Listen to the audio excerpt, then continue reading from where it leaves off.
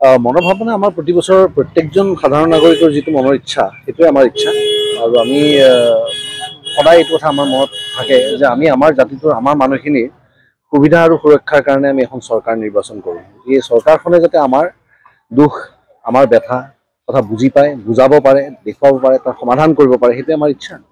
এতিয়া আজিৰ তাৰিখত চাবলৈ গ'লে প্ৰত্যেকবাৰে ৰাইজে বৰ আশাৰে এটা এটা এটা চৰকাৰ তেওঁলোকে নিৰ্বাচন কৰে, তেওঁলোকক শক্তিলৈ আনে আৰু আনি তাৰপাছত যদি তেওঁলোক নিৰাশ হয় তেতিয়া ডেফিনেটলি তেওঁলোকে মেণ্ডেট চেঞ্জ কৰে। আমাৰো এনেকুৱা হৈছে যে আমাৰ কাৰণে প্ৰধান আৰু প্ৰথম ইচ্ছা হৈছে যে মোৰ জাতিটোৰ বা মোৰ অসমখনৰ যি সমস্যা, যেনে বানপানীৰ সমস্যাটো আজি এতিয়াও নহয়, আজি অত বছৰ প্ৰায় 50 বছৰ ধৰি আমি বানপানীৰ সমস্যাত ভুগি আছোঁ। এই সমস্যাটোৰ সমাধান এতিয়ালৈকে নিয়াৰিকৈ হোৱা নাই। আমাৰ ল'ৰা ছোৱালীখিনিৰ যি কৰ্মসংস্থাপনৰ যি আমাক প্ৰতিশ্ৰুতি দিয়া হৈছিল সেইবিলাক সম্পন্ন হৈছিল নাই, সেইখিনি যাতে ভালকৈ হয়। এডুকেশ্যনৰ ক্ষেত্ৰত ল'ৰা ছোৱালীৰ শিক্ষাৰ ক্ষেত্ৰত যাতে আমি আগবাঢ়ি যাব পাৰোঁ। চিনেমা এজন উদ্যোগৰ এজন কৰ্মকৰ্তা হিচাপে, এজন কৰ্মী হিচাপে মোৰ সদায় ইচ্ছা থাকিব যে আমাৰ চিনেমাৰ উদ্যোগটোৰ প্ৰতি তেওঁলোকে এটা বিশেষ দৃষ্টি ৰাখে যেন চৰকাৰখনে।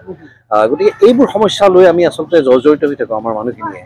আজি মূল্যবৃদ্ধিৰ যিটো সমস্যা, যিটো মাধমাৰ আমাৰ মূৰত পৰিছে, এই কথাৰ প্ৰতিও আমি সজাগ হ'ব লাগিব। আৰু মই ভাবোঁ, মই বিচাৰোঁ মোৰ এই কথাখিনিত মানুহে এটা কথা বুজি পাওক যে এই যিটো ভোটাধিকাৰ আমাৰ, ইয়াক যদি সুন্দৰভাৱে সাব্যস্ত কৰিব নাজানো, আমি যদি এৰি দিওঁ, এৰি দিলে এই পাৱাৰটোৰ মিছ ইউজ হ'ব। গতিকে মই বিচাৰোঁ সকলোৱে নিজৰ ভোটাধিকাৰ সাব্যস্ত কৰে যেন, তেওঁলোকে নিজৰ এই গণতান্ত্ৰিক এই পদ্ধতিটোৰ ওপৰত বিশ্বাস ৰাখি তেওঁলোকে যদি আগবাঢ়ি আহে, মই ভাবোঁ যে আমি আমাৰ কাৰণে এটা সুন্দৰ গভৰ্নেন্স আমি বিচাৰি উলিয়াব পাৰিম।